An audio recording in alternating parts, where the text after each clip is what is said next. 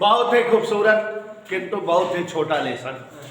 ध्यान दीजिए जरा, पढ़ाई ज्यादा जरूरी है। प्यारे बच्चों, तरंगों के अध्यारोपण का सिद्धांत।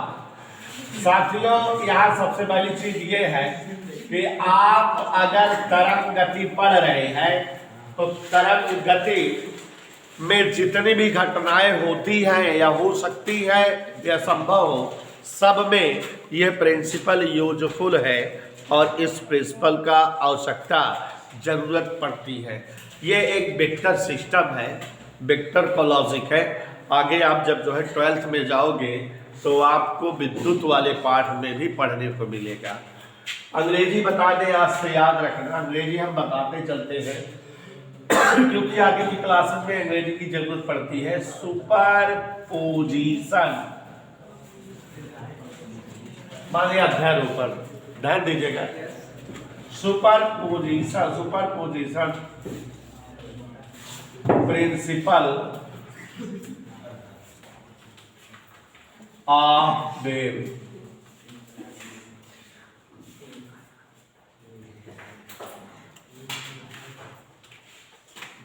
ठीक है। और बच्चों, ये बहुत पहले एक अलग लेसन था। कुमार मित्तल वाले 2 लेसन मिला करके एक लेसन बना दिए हैं, विस्पंद, सुपरपोजिशन प्रिंसिपल ऑफ वेव, विस्पंद। और आपको बताए कि जैसे जब 11th 12th इकट्ठा थी, बुक से एक थी, तो तरंग के सारे लेसन एक साथ थे। लेकिन जब 11th और 12th अलग किया गया 2012 से, तो गवर्नमेंट ने जब अलग किया 11th अलग 12th अलग, तो तरंग के कुछ लेसन 12th में चले गए, कुछ लेसन 11th में। तो जैसे तरंग प्रकृति, व्यतिकरण, विवर्तन, ध्रुवण, ये 4 लेसन 12th में हो गए, जबकि वो सब पहले जो है 11th के साथ रहते थे। और तरंग के 3 ही लेसन 12th में गए हैं, 5-6 लेसन 11th में है। ज्यादातर लेसन तरंग वाले 11th में है। ठीक है। तो तरंगों के अध्यारोपण का सिद्धांत, super position principle of waves, ज्यादातर जो है लगता था व्यतिकरण और विस्पंद में। तो व्यतिकरण वाला लेसन 12वीं में पढ़ने को मिलेगा और विस्पंद वाला यहाँ पर है। ठीक है। तो वो लेसन उसमें चला गया 12th में। 12th में एक लेसन व्यतिकरण है, एक लेसन तरंग प्रकृति है, एक लेसन विवर्तन और एक ध्रुवण। 4 लेसन 12th में है। और 11th में आपने देखा यांत्रिक तरंग पहला पार्ट था, प्रगामी तरंग दूसरा पार्ट था, तीसरा ये विवर्तन है, फिर अप्रगामी तरंग है, डॉपलर प्रभाव है, स्वरमापी है। मतलब 6 लेसन है तरंग के, यहाँ पर 7 और वहाँ केवल 4 है। तो बेटा सबसे पहले मैं आपको तरंगों के अध्यारोपण का सिद्धांत बताऊंगा और फिर छोटा सा टॉपिक है विस्पंद का। जबकि बेटा 12th में जाओगे तो व्यतिकरण मिलेगा। विस्पंद और व्यतिकरण एक जैसी घटनाएं होती हैं, विस्पंद ध्वनि में होता है और व्यतिकरण जो है प्रकाश में होता है। तो बस यही डिफरेंस है, बाकी दोनों एक ही चीजें हैं। तो ध्यान दीजिएगा बेटा, सबसे पहले हम लोग आज सीखेंगे तरंगों के अध्यारोपण का सिद्धांत क्या है। अध्यारोपण सिद्धांत, superposition principle of waves. Susmi बेटा ध्यान से देखो, तरंगों के अध्यारोपण का सिद्धांत समझ में भी आ जाए, याद हो जाए, छोटा सा तुरंत खत्म होगा। डॉपलर प्रभाव को बहुत मस्त समझाऊंगा क्योंकि उसमें क्वेश्चन एग्जाम में आना है और कंपटीशन के दृष्टिकोण से भी महत्वपूर्ण है। और देखो मैं कोर्स खत्म करा लिया, आप लोग साथ जरूर हो गए, सोच रहे थे कि इतना ज़्यादा कोर्स है कैसे खत्म हो पाएगा, करा दिया ना। हाँ, रोज पढ़ाते रहो तो अपने आप खत्म होता है। और फिर बेटा आज 22 सालों का अनुभव है, 22-23 साल का पढ़ा रहे, हर साल मालूम है कैसे कब कौन चीज़ खत्म होती है, आइडिया भी है ना। देखिए जरा, अगर कभी आप शादी विवाह या कोई पार्टी अटेंड करते हो, ऑर्केस्ट्रा में बैठते हो, बहुत ऊंची बात बता रहे, ध्यान सुनना। ऑर्केस्ट्रा जब बजता रहता है बेटा और आप वहाँ बैठ करके ऑर्केस्ट्रा का आनंद लेने लगो, माने गीत वगैरह सुनने लगो, तो आप एक चीज मार्क करो, बीच में बोलो, एक चीज मार्क करो। और ये कभी आपने मार्क नहीं किया होगा कि वो जो ऑर्केस्ट्रा होता है जहाँ गाना वाना बजता रहता है, संगीत सुनाई देता रहता है, वहां पर बेटा बहुत सारे म्यूजिकल सिस्टम्स होते हैं। मतलब ध्यान सुनना मेरी, मैं बहुत ऊंची बात बताने जा रहा हूँ मंडली को। ढोल होता है वहां, ढोल से भी ध्वनि निकलती होगी, और ढोल की ध्वनि एक अलग ध्वनि होती है। ढोल की, कहीं ढोल बजता हो तो आप पहचान जाओगे कि ढोल की आवाज है। क्यों? क्योंकि ढोल नामक म्यूजिकल सिस्टम से एक अलग प्रकार की ध्वनि तरंगे निकलती है, एक अलग आवृत्ति की ध्वनि तरंगे होती हैं जो ढोल की आवाज का पहचान कराती है। सितार भी बजता रहता है वहाँ, गिटार भी बजता रहता है, हारमोनियम भी बजता रहता है, बहुत सारे म्यूजिकल सिस्टम का हमें नाम भी नहीं आ रहा है। तो जो ऑर्केस्ट्रा होता है वहाँ बस इतने जानो कि सितार, गिटार, हारमोनियम, तबला, ढोल, नगाड़ा, ताशा, बहुत सारे जो है म्यूजिकल सिस्टम्स, वाद्य यंत्र होते हैं, और जो सबके सब बजाए जाते रहते हैं, और सबकी ध्वनि अलग अलग रहती है। ढोल की आवाज़ अलग है, सितार की अलग है, हारमोनियम की अलग है, और गिटार, सितार सबकी अलग अलग है। लेकिन आप जब बैठे रहते हो वहाँ सुनते हो, सब एक साथ बजा रहा हुआ, ये सारे आदमी लगे होते हैं ऑर्केस्ट्रा में, सब अपना अपना उपकरण बजाते रहते हैं। लेकिन आप देखो, कभी महसूस किए हो कि आपको हर उपकरण की आवाज़ सभी एक साथ बजाए जाते रहते हैं, एक साथ निकलती रहती सबसे आवाज़, लेकिन आपको सभी उपकरणों की आवाज़ अलग अलग साफ समझ में आती है। आपको साफ समझ में आता है कि बांसुरी की ध्वनि है, ये गिटार वाली आवाज़ है, ये ढोल वाली आवाज़ है ना भाई। जबकि जो है हम बोल रहे हो, मेरे बगल एक लड़का और बोल रहा है, एक लड़का और, तीन अलग अलग ध्वनि निकले, हम धीमे बोल रहे हो, तेज बोल रहा हो, वो और तेज बोल रहा हो, तीनों मिक्स होकर एक अलग प्रकार की आवाज़ आपको सुनाई दे, समझे ना क्या है ये? ऐसा हो जाना चाहिए तुम्हें। अरे भाई वहाँ जो है वायुमंडल है जहाँ आप बैठे हो, ढोल से ध्वनि तरंगे निकली, सितार से ध्वनि तरंगे निकली, गिटार से ध्वनि तरंगे निकली, हारमोनियम से ध्वनि तरंगे निकली, सब अलग अलग आवृत्ति में है कि नहीं? क्योंकि सबकी अलग अलग पहचान है, इसका मतलब कम ज्यादा आवृत्ति में है, और सब हवा में चल रही है, तो सबको आपस में मिक्स हो जाना चाहिए, और मिक्स होकर कौन एक स्पेशल आवाज बन जानी चाहिए। और जो हमको समझ में ना आवे कि सितारा की, गिटारा की, हारमोनियम की, फलाना या ढेमाका या, ऐसा होता है? नहीं होता है। सभी ध्वनि अलग अलग समझ में आती है, साफ साफ की नहीं। इसका मतलब क्या हुआ बेटा? बहुत ऊंची बात है कि नहीं, कि जब ऑर्केस्ट्रा बजता रहता है तो विभिन्न प्रकार के म्यूजिकल सिस्टम या वाद्य यंत्रों से जो भी ध्वनि तरंगे प्रसारित होती हैं, सब साफ साफ एक ही माध्यम में सब चल रही हैं, फिर भी सब जो है साफ साफ अलग अलग हमें प्राप्त होती है। इसका मतलब शिवांशु जी साइंटिफिक भाषा में आ जाइए कि जब भिन्न भिन्न आवृत्ति की, भिन्न भिन्न आवृत्ति कहा था, क्या मतलब? भिन्न भिन्न उपकरण से निकले वाली आवृत्ति का ही नाम, शॉर्टकट मार देंगे ना। जब भिन्न भिन्न आवृत्ति की ध्वनि तरंगे एक ही माध्यम में संचरित होती है तो वे एक दूसरे को प्रभावित किए बिना संचरित होती है, मिसमैच नहीं होती, डिस्टर्ब नहीं करती। ओके वाली आवाज आए, एके वाली आए, एके वाली आए, सब एक दूसरे को मिक्स नहीं करती, सब अपन आराम से अलग अलग चल लेते, व्यथित ना करते, डिस्टर्ब ना करते। अगर डिस्टर्ब करते होते तो ये मिक्स होके कोनो एक स्पेशल आवाज बना जो उनका अच्छा नहीं लागत, भगा देते, भगा यार मोड़ पिलवाए यार, है ना। लेकिन वहाँ सब आवाज, बांसुरी की आवाज, ढोल की, गिटार की, सबकी ध्वनि अलग अलग समझ में आती, जबकि सब एक साथ बच रहे थे नहीं। जगह दोस्तों, तो जब जो है इस बात का मतलब यही आया, सुश्री समझ में आ रहा है, किसी माध्यम में एक साथ भिन्न भिन्न आवृत्ति, भिन्न भिन्न क्या बोलत है माने अलग अलग उपकरण है ना, सब अलग अलग ध्वनि निकालता है।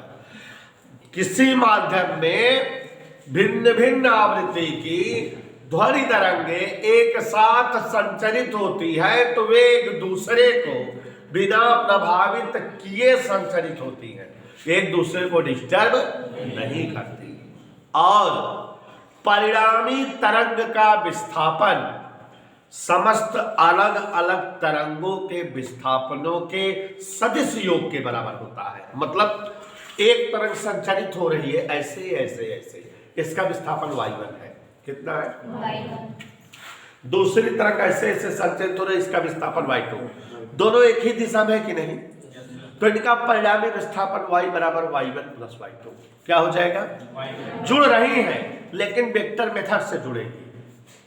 और अगर जैसे एक तरंग संचरित हो रही, इसका विस्थापन y1 है, और कहीं करें उल्टा संचरित हो रही हो, इसका विस्थापन y2 हो, तो परिणामी विस्थापन y1 माइनस y2। कहने का मतलब कि अगर एक साथ कई तरंगे किसी माध्यम में संचरित होती है तो पहली बात एक दूसरे को बिना परेशान किए, बिना प्रभावित किए संचरित होती है, पहली बात ये हुई। और दूसरी बात क्या हुआ उसमें कि परिणामी तरंग का विस्थापन समस्त तरंगों के विस्थापनों के सदिश योग के बराबर होता है। अगर एक माध्यम में दो तरंगे संचरित हो, एक का विस्थापन y1 हो, एक का y2 हो, दोनों एक ही दिशा में संचरित होंगे तो परिणामी विस्थापन y1 प्लस y2। विपरीत दिशा में चलेंगे तो परिणामी विस्थापन y1 माइनस y2। लंबवत दिशा में चलेंगे तो y1 square plus y2 square काट माने वेक्टर माइनर से जुड़ेगी। और इसी को कहते हैं सुपरपोजिशन प्रिंसिपल ऑफ वेव्स, तरंगों के अध्यारोपण का सिद्धांत। माने दो पदों में है ये अध्यारोपण का सिद्धांत में कई बात बताई जाती है। पहला पूछो हमसे, एक साथ एक ही माध्यम में भिन्न भिन्न आवृत्ति की ध्वनि तरंगे बिना एक दूसरे को प्रभावित किए हुए संचरित हो सकती है, पहली बात। और दूसरी बात कि जब एक साथ कई अलग अलग आवृत्ति की ध्वनि तरंगे किसी माध्यम में संचरित होती हैं तो परिणामी तरंग का विस्थापन समस्त तरंगों के अलग अलग विस्थापनों के सदिश योग के बराबर होता है। याद हो गया बेटा? फिर से बताएं कि किसी माध्यम में भिन्न भिन्न आवृत्ति की ध्वनि तरंगे एक दूसरे को बिना प्रभावित किए संचरित होती हैं और परिणामी तरंग का विस्थापन सभी तरंगों के अलग अलग विस्थापनों के सदिश योग के बराबर होता है। यदि एक साथ दो तरंगे y1 y2 विस्थापन में संचरित हो, परिणामी तरंग का विस्थापन y बराबर y1 प्लस y2। समझ में आ गया बेटा? यही क्या है? अध्यारोपण का सिद्धांत। अब बेटा यहां मैं एक जो है घटना बताने जा रहा हूं विस्पंद, और आप 12वीं में जाओगे तो इसी की जो है बड़ी बहन का नाम सुनोगे, व्यतिकरण। क्या सुनोगे बेटा? विस्पंद। विस्पंद का सही सही मतलब होता है समस्वरित करना, माने बीट्स। जैसे जो है हाँ बजाते हैं वो क्या बोलते हैं, भूखू टाइप का होता है, सहनाई नहीं, सहनाई समझ लो। जो बैंड वैंड वाले लिए रहते ढेर सारा बजाते थे, पुराना वाला अंग्रेजी बाजा ना, भोपू जैसा होता है, अंग्रेजी बाजा ही है। तो अब नहीं दिखता, पहले कई सारे लोग रहते थे अलग अलग निकालते थे, जब बारात निकालना होता था तो सब जो है कम ज्यादा अपनी आवृत्ति करके सेट करते थे कि आवाज बढ़िया निकले, एक दूसरे सेट करते थे। तो समस्वरित करना वही है विस्पंद। तो विस्पंद क्या है समझो जरा। जब किसी माध्यम में, मेरी बात सुन रहे हो, इसी की बड़ी बहन व्यतिकरण इंटर में मिलेगी, लेकिन वहां प्रकाश में यहां ध्वनि में है। जब किसी माध्यम में भिन्न भिन्न आवृत्ति की ध्वनि तरंगे एक साथ संचरित होती है, भिन्न भिन्न आवृत्ति मतलब एक कम है ज्यादा, तो परिणामी तरंग की तीव्रता में उतार चढ़ाव प्राप्त होता है। माने कुछ जगह तीव्रता ज्यादा मिलती है, तेज आवाज आती है, तो कुछ जगह तीव्रता घट, फिर बढ़, फिर घट, फिर बढ़, फिर घट, लगातार उतार चढ़ाव मिलता है। नहीं समझे? जैसे इधर देखो, एक तरंग की तीव्रता बहुत ज्यादा है, ज्यादा तीव्रता वाली तरंग है, और एक तरंग की तीव्रता कम है। दोनों एक साथ किसी माध्यम में निकले, दोनों मिक्स होकर के निकले, तो जब मिक्स होकर निकले तो परिणामी तरंग की तीव्रता में लगातार उतार चढ़ाव, मतलब तीव्रता अधिकतम फिर न्यूनतम, फिर अधिकतम फिर न्यूनतम, फिर अधिकतम फिर न्यूनतम, ऐसे भी। तो इसी घटना को विस्पंद कहते हैं। ठीक है, एक लाइन की परिभाषा याद कर लोगे? पूछो हमसे एक बार फिर से। भिन्न भिन्न आवृत्ति की ध्वनि तरंगे एक साथ किसी माध्यम में जब संचरित होती हैं तो उनके अध्यारोपण के फलस्वरूप, माने अध्यारोपण के कारण, परिणामी तरंग की तीव्रता में लगातार उतार चढ़ाव प्राप्त होता है, यही घटना विस्पंद कहलाती है।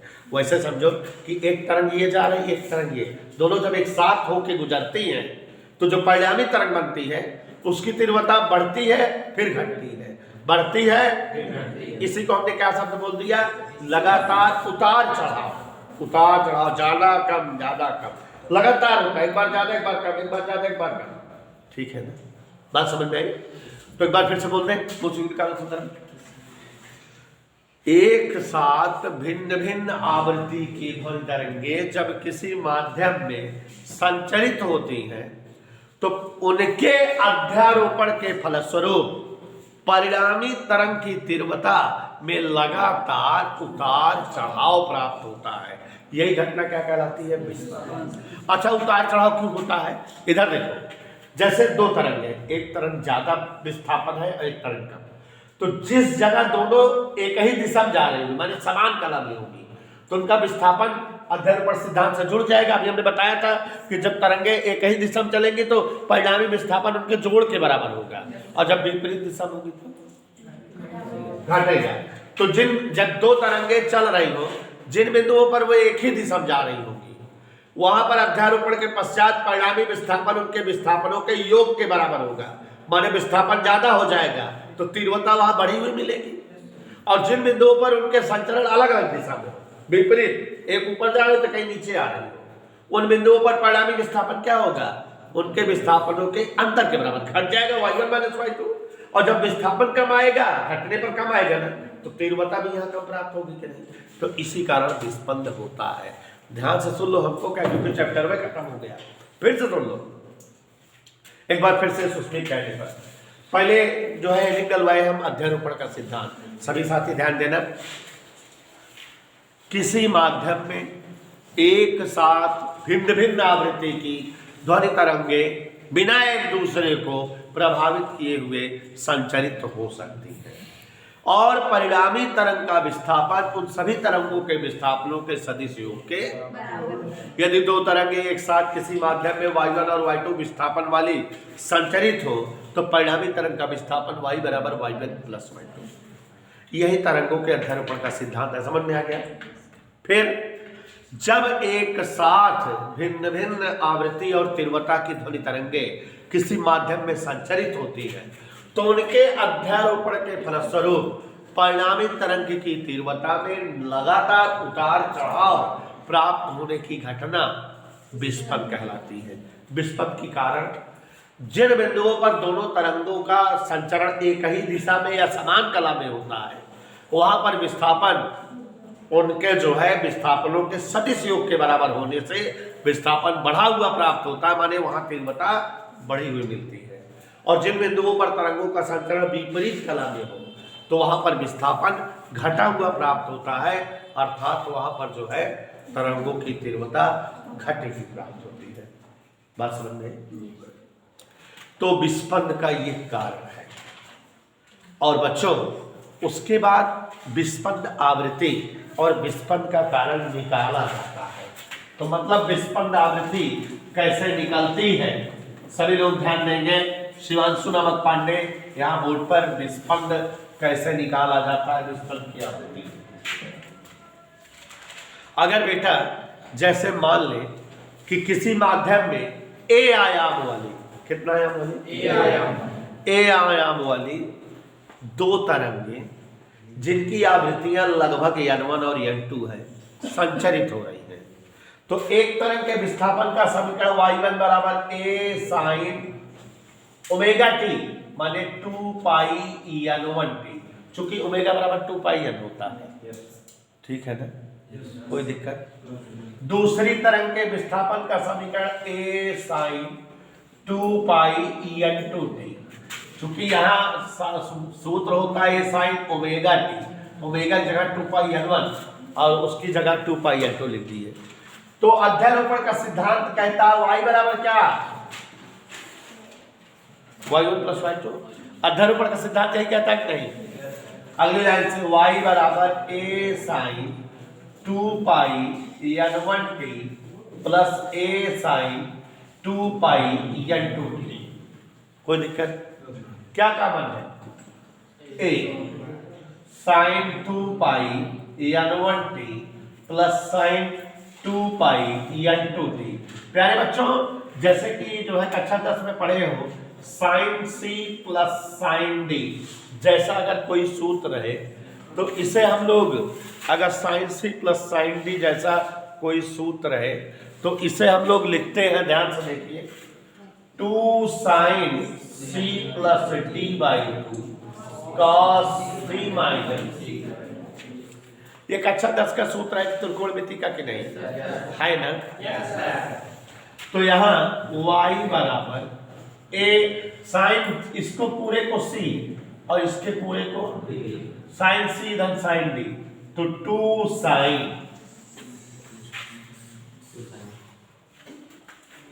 c प्लस d बाई 2, तो 2 pi n1t plus 2 pi n2t बता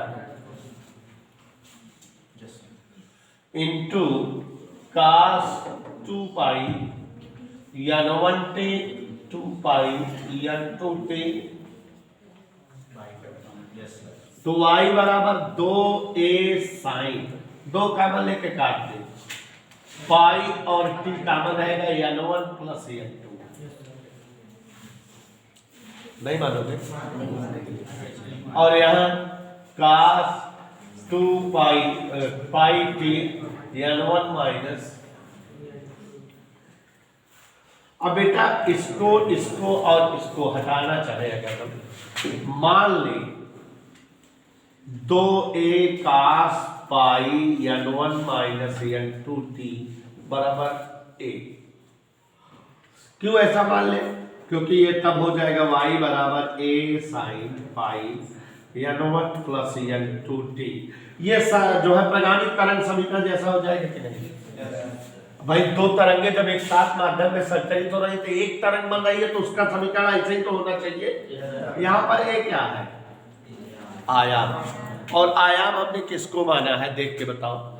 आयाम हमने बेटा 2a cos पाई n1 माइनस n2t इसे ही माना है कि नहीं? और आप जान रहे हो कि हमारी घटना क्या है? विस्पंद, माने परिणामी तरंग की तीव्रता कुछ बिंदुओं पर बढ़ रही है, कुछ बिंदुओं पर घट रही है। बढ़ेगी कहाँ? जहां आयाम ज्यादा होगा वहां बढ़ेगी, जहां आयाम कम होगा वहां क्या होगी? घटेगी। ठीक है ना? और यहाँ इस आयाम a का मान मैक्सिमम और मिनिमम होना चाहिए। मैक्सिमम और मिनिमम, ज्यादा और कम आयाम का मान कास पर डिपेंड करता है, मैक्सिमम और मिनिमम मान। और आप जानते हो कास का मैक्सिमम मान +1 और मिनिमम मान क्या होता है? तो माने आयाम प्लस माइनस 1 से डिपेंड होगा। अब अधिकतम आयाम के लिए क्या बोल रहे हैं बेटा हम? ए मैक्सिमम हेतु ये जो कास पाई n1 माइनस n2t इसका अधिकतम मान क्या है? +1, ज्यादा मान। भाई हमको विस्पंद में तीव्रता कुछ बिंदुओं पर बढ़नी है और कुछ बिंदुओं पर, अभी यही तो समझाए बेटा कि जब एक साथ किसी माध्यम में दो तरंगे गुजरती हैं तो उनके अध्यारोपण के पश्चात परिणामी तरंग में लगातार तीव्रता में उतार चढ़ाव प्राप्त होने की घटना विस्पंद कहलाती है। तो तीव्रता कुछ बिंदुओं पर बढ़ती है, कुछ बिंदुओं पर घटती है। जिन बिंदुओं पर तरंगे एक समान कला में होती हैं वहां विस्थापन उनके अलग अलग विस्थापनों के जोड़ के बराबर होता है, माने विस्थापन ज्यादा आता है तो तीव्रता बढ़ती हुई मिलती है। जहां तरंगे विपरीत कला में होती हैं जिन बिंदुओं पर, वहां पर जो है विस्थापन उनके अंतर के बराबर होता है और इसलिए वहां पर जो है विस्थापन कम मिलता है, तीव्रता घटी हुई प्राप्त होती है। तो अब यहाँ जो है विस्पंद के लिए हमने सूत्र निकाल लिया दोनों तरंगों के संचरण के दौरान, ये सब समझ रहे हो आप लोग। और यहाँ पर यह भी बताया कि आयाम इतना है और अगर तीव्रता ज्यादा है तो आयाम ज्यादा होना चाहिए, तीव्रता कम है तो आयाम कम होना चाहिए। तो ये अधिकतम तीव्रता के लिए कास का मान +1 होना चाहिए।